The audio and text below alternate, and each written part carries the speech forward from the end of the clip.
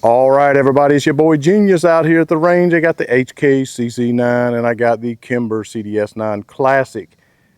Everyone saw the review I done on the Kimber up to 300 rounds, and I said I was becoming a big fan of it. And I knew, no one's asked yet that I know of, I haven't looked at the comments today, but I knew that people would say, hey, you were so enamored with the CC9, said you were looking for a holster for it. They're very similar in size, you know.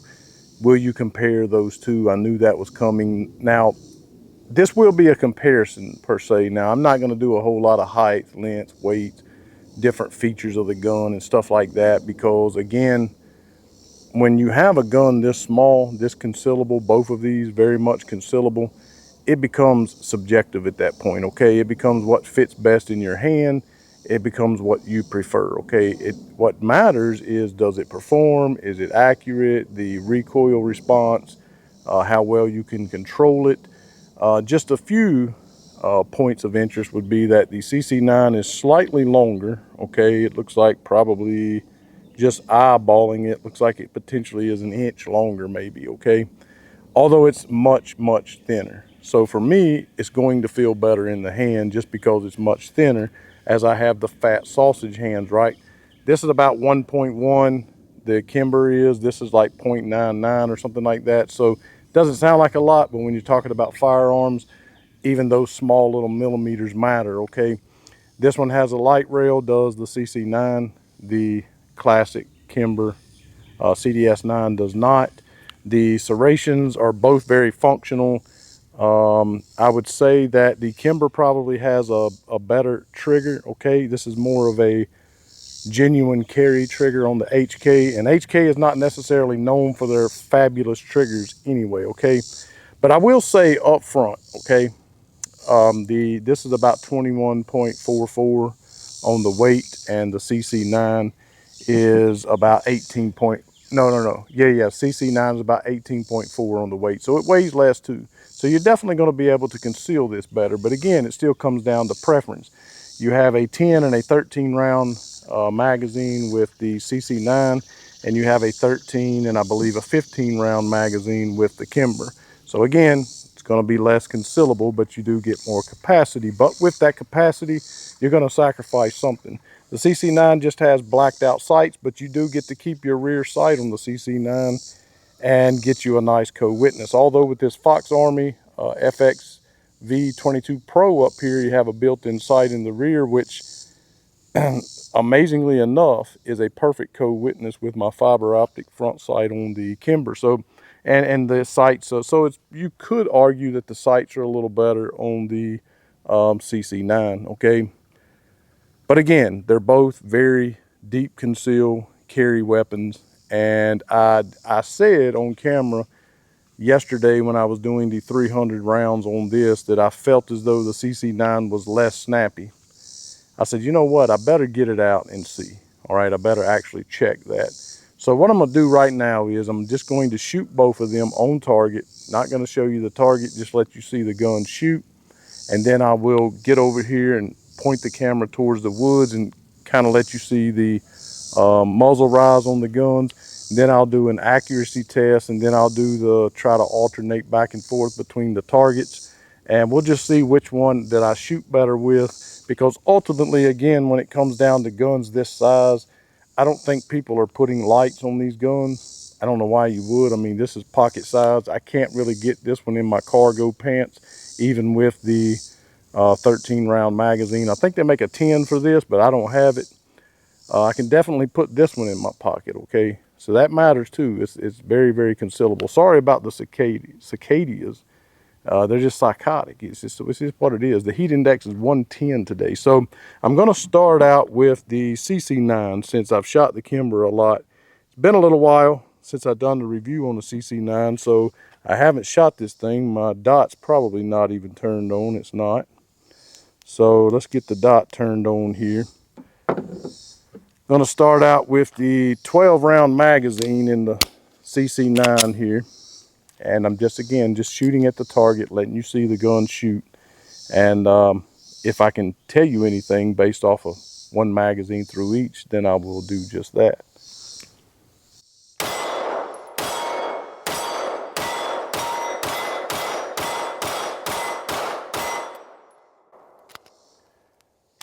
did always ride the slide lock on that gun. All right, so I'm gonna do the 13 rounder on the Kimber here, do the same thing. And the Kimber also has a ambi safety, but it is hammer fired, so you're gonna kind of need that.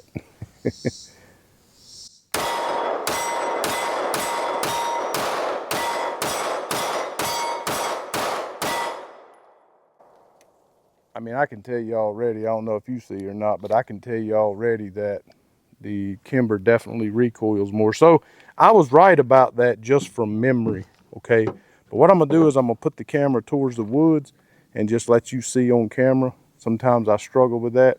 Sometimes I do okay. So we're gonna do that and see what happens. All right, so I'm gonna start out with the CC9, the HK CC9. I got the 10 round magazine in there, which is gonna make it a little more difficult to hold on to, but that's the one I'm gonna start with. And I do have 115 grain ammunition in both of these.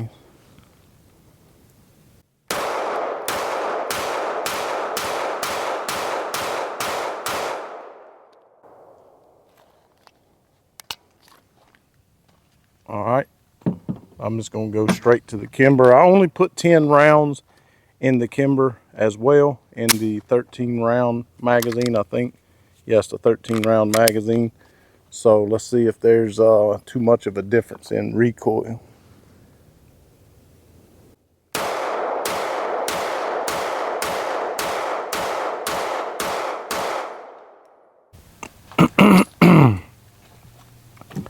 So I'm going to leave that one up there just as a reference.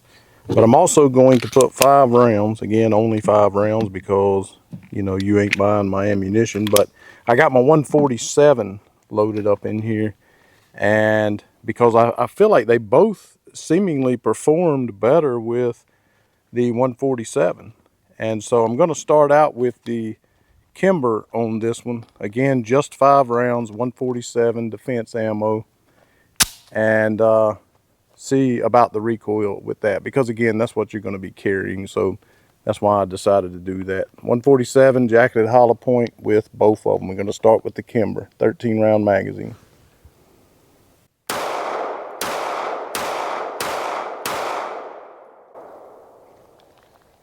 All right, let's get the HK. Sometimes I kind of have to watch these things back to be able to tell. So I got the 12 round magazine on the HK here, and going to do the same thing.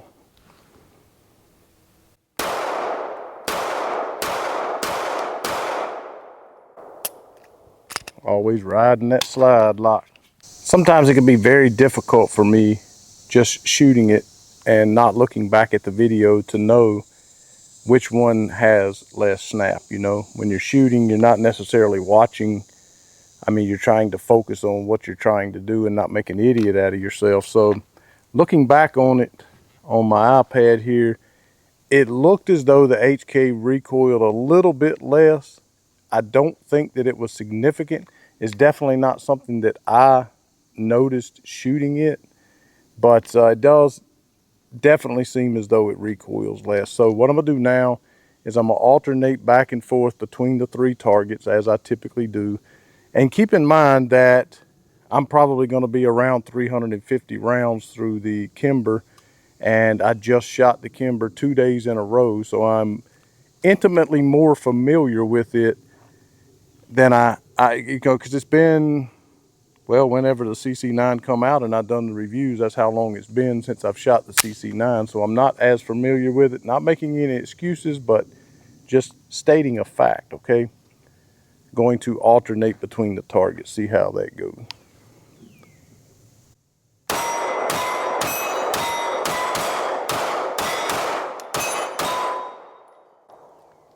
So I think I missed two shots on that one, alternating between the 3 targets. I got the 12 rounder loaded up here. That was 13 in the Kimber, so I got the 12 loaded up in the HK. Let's see how it goes.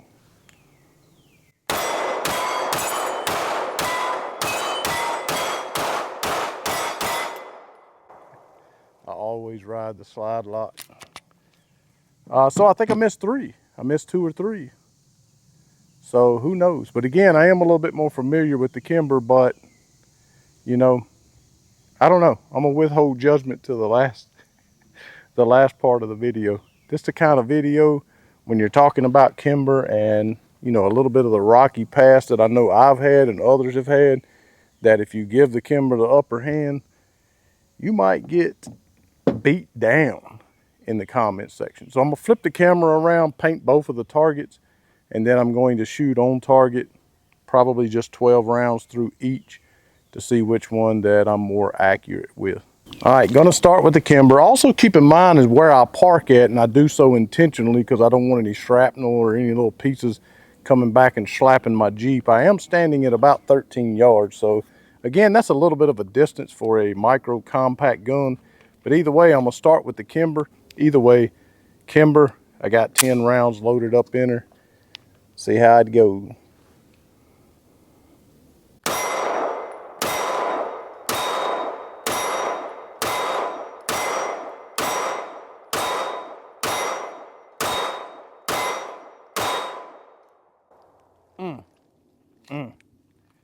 I'll take it. Let's do the same thing with the HK. Actually, I think I don't know how many rounds I had in there. I actually have 12 rounds loaded up in the HK. But either way, we're going to get over here on this other target again. Same distance, 13 yard.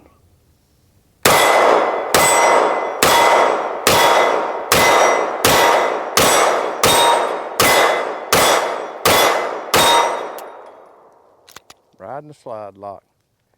Man. What is that? Did I shoot faster with that one? I don't know. Definitely was not as accurate. I'm going to try that again. Hold on just 1 second. Let me get this magazine loaded up here. I'm going to try to go to the top corner of that, slow it down a little bit.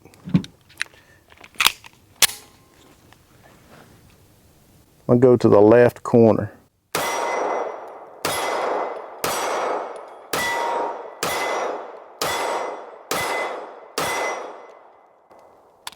Just not as accurate with it. Gonna hurt some feelings on this one. I'm just gonna be honest with you, as much of a pedestal as I put the CC9 on, and again, you know, it has been months since I've shot the CC9, but I think some of it has just got to do with the sheer fact that you have such a better purchase on this Kimber because of its size, okay? Now, I know I have said in the past, I mean, you look here, how much further down that comes. So you have such a good, solid purchase, especially for someone with the sausage fingers like mine. And I think overall, the HK probably has less muzzle rise, okay?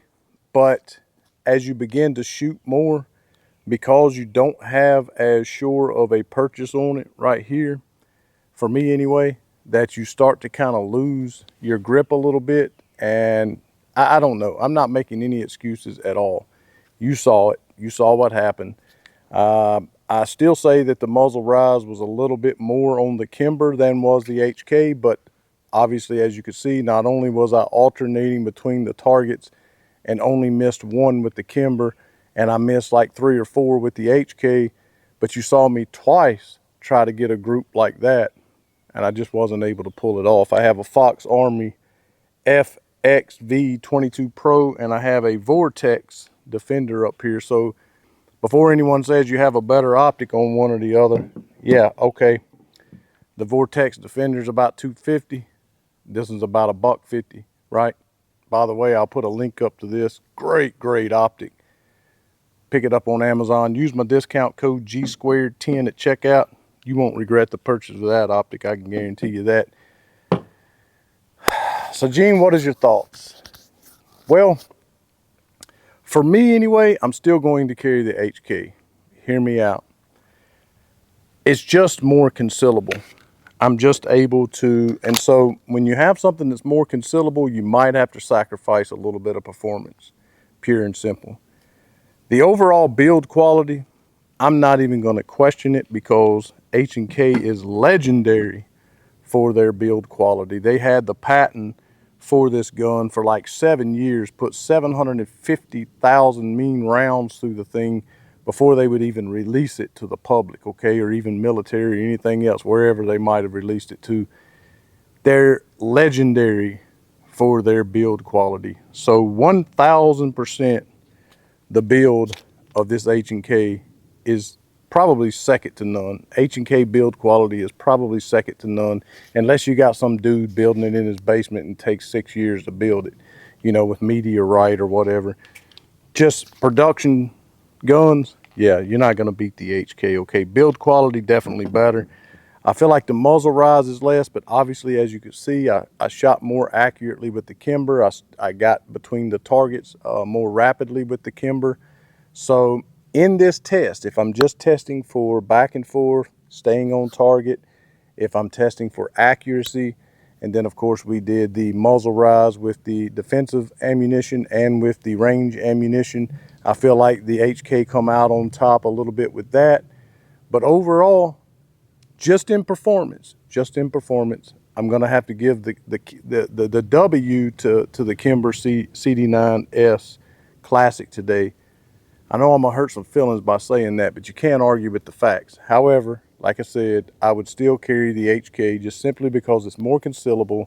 I know from having put the 400 or 500 rounds through it during the review that my wife and I both can be very good with that gun, very good, more accurate than that for sure, okay? And also it's just, again, the legendary build quality. So I'm still going to carry the HK over the over the Kimber, okay? But the Kimber wins today. I don't know what else to say. So there you have it, folks. Thanks so much for watching. As always, you know the platforms you can support us on. Patreon, go to our website at gsquaredtactical.com. Pick up some hats, gears, click on the 3 lines in the corner. You can support the channel through there. Make a one-time monetary donation. We get the most of that on this hot, sticky 110-degree heat index day here in North Carolina. To God only be the glory.